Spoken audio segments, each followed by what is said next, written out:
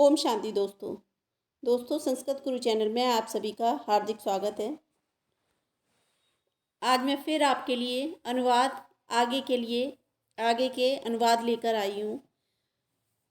आप पिछले वीडियो में पढ़ चुके हैं, वचन पढ़ चुके हैं, पुरुष पढ़ चुके हैं। एक बार फिर से रिवीजन करवा देती हूँ, फिर आगे पढ़ाती हूँ। चलिए देखते हैं। पुरुष, अन्य पुरुष को प्रथम पुरुष कहते हैं और प्रथम पुरुष को ही अन्य पुरुष कहते हैं। वचन कितने होते हैं? 3। एक वचन, द्विवचन और बहुवचन। एक वचन, द्विवचन और बहुवचन। अब देखते हैं कर्ता संस्कृत में सह को वह कहती हैं। सह माने वह किसी पुरुष वर्ग के लिए आएगा। तऊ माने वे दोनों और ते माने वे सब। बहुत सारों के लिए ते आएगा और 2 लोगों के लिए तऊ आएगा। और सह माने किसी पुरुष वर्ग के लिए वह। सह माने वह। अब देखते हैं आगे। लंग लकार, जैसे आपने प्रेजेंट, पास्ट, फ्यूचर, भूतकाल, वर्तमान काल, भूतकाल और भविष्यकाल पढ़ा था। इस तरीके से संस्कृत में लंग लकार, लट लकार, लंग लकार और रट लकार होता है। लट लकार मतलब वर्तमान काल। इसमें पठति, पठतः, पठन्ति, पठति, पठता, पठन्ति। रूप बनता है पठति।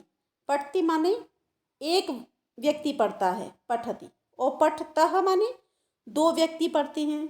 कोई 2 व्यक्ति पढ़ रहे हैं तो उनके लिए हम पठतः लिखेंगे धातु। और अगर बहुत सारे व्यक्ति पढ़ रहे हैं तो पठन्ति आएगा। अब जैसे लंग लकार है तो लंग लकार में किस प्रकार आएगा? अपठत, एक व्यक्ति के लिए वह पढ़ता है तो अपठत। वे दोनों पढ़ते हैं तो अपठताम। और वे दोनों वे पढ़ते हैं, वे सब पढ़ते हैं या फिर वे पढ़ते हैं तो अपठन आएगा। ता, ताम, अन। अब देखते हैं लट लकार। लट लकार मतलब भविष्यत काल, फ्यूचर टेंस। पठिष्यति, वह पढ़ेंगे, वह पढ़ेगा तो पठिष्यति, सह पठिष्यति। वे दोनों पढ़ेंगे तो फिर सह तौ पठिष्यता। और वे सब पढ़ेंगे तो ते पठिष्यन्ति। अब देखते हैं। ये लकार आपका पहला अन्य पुरुष अर्थात प्रथम पुरुष पूरा हुआ। अब ऐसे देखते हैं मध्यम पुरुष।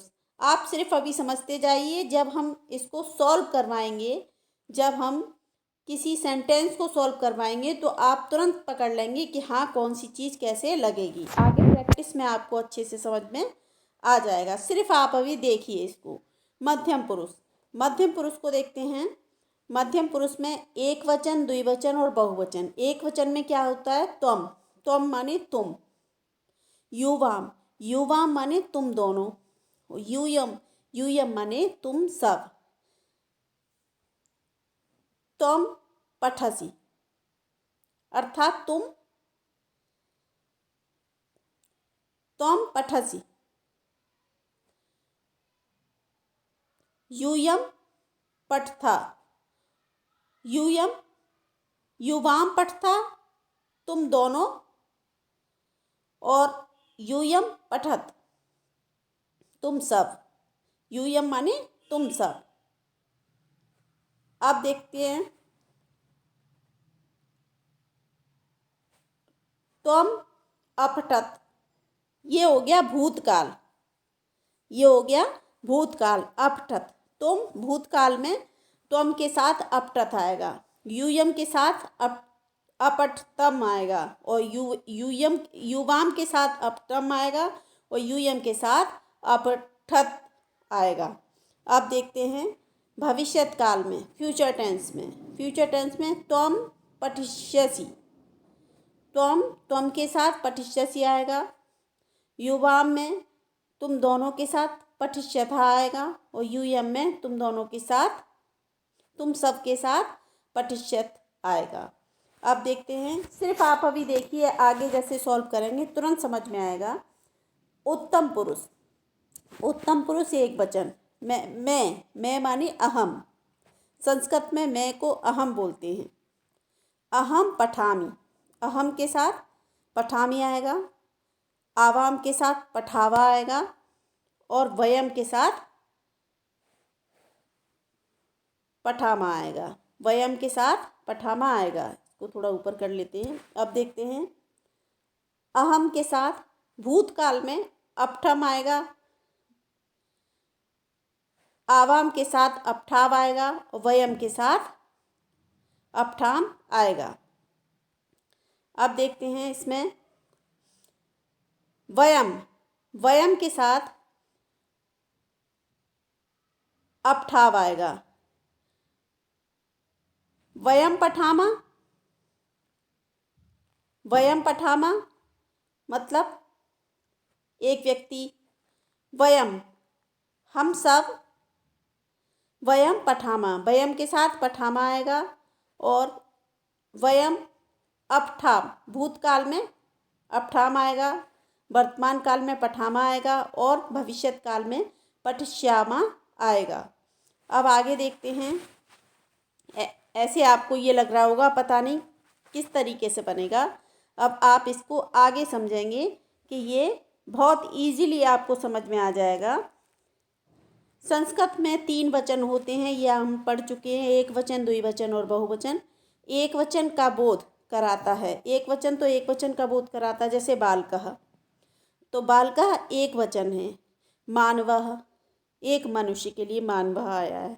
वृक्ष, तो एक वृक्ष है, द्विवचन का बोध कराता है द्विवचन। जैसे बालकौ, बालकौ मतलब 2 बालक,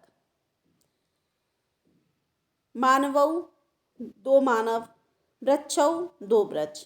बहुवचन में क्या होता है कि बालकाः, अभी हम बालकः पढ़ रहे थे, बालकः माने एक बालक और बालकाः माने बहुत से बालक। मानवाः, मानवाः माने बहुत से मानव। अब देखते हैं, वृक्षा, वृक्षा माने बहुत से वृक्ष। अब आगे देखते हैं, ये आपका आया द्विवचन पहचान करने के लिए वाक्य में 2 या दोनों शब्द का प्रयोग अनिवार्य रूप से होगा। जैसे 2 बालक पढ़ते हैं, 2 बालक पढ़ते हैं।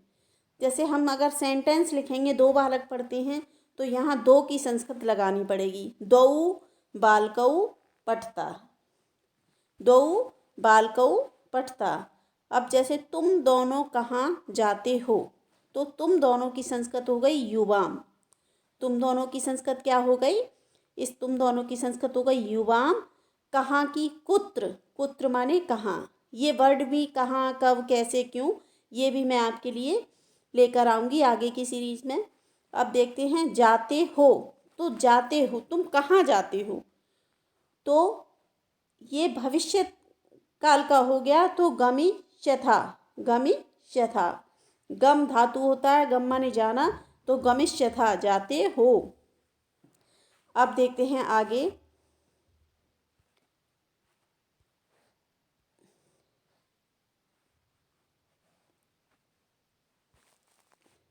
दोस्तों ये सीरीज़ लिंग और आज हम पढ़ लेते हैं, लिंग के बाद फिर ये सीरीज़ खत्म करेंगे। आगे आपको नेक्स्ट सीरीज में पढ़ाएंगे। लिंग, संस्कृत में लिंग 3 होते हैं, पुल्लिंग, स्त्रीलिंग, नपुंसकलिंग। पुरुष जाति का बोध कराने वाले को पुल्लिंग कहते हैं, जैसे नरः, बालकः, गजः, वृक्षः आदि।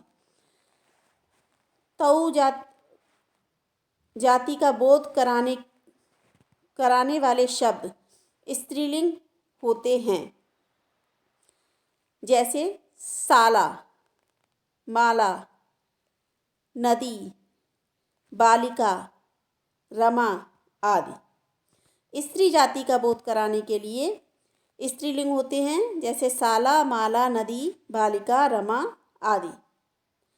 जो शब्द स्त्री जाति और पुरुष जाति दोनों का बोध कराते हैं उनको नपुंसकलिंग कहते हैं। जैसे फलम, वनम, पुष्पम, पत्रम आदि। चलिए ये सीरीज़ यहीं ख़त्म करते हैं, आगे की सीरीज़ में मिलते हैं। धन्यवाद।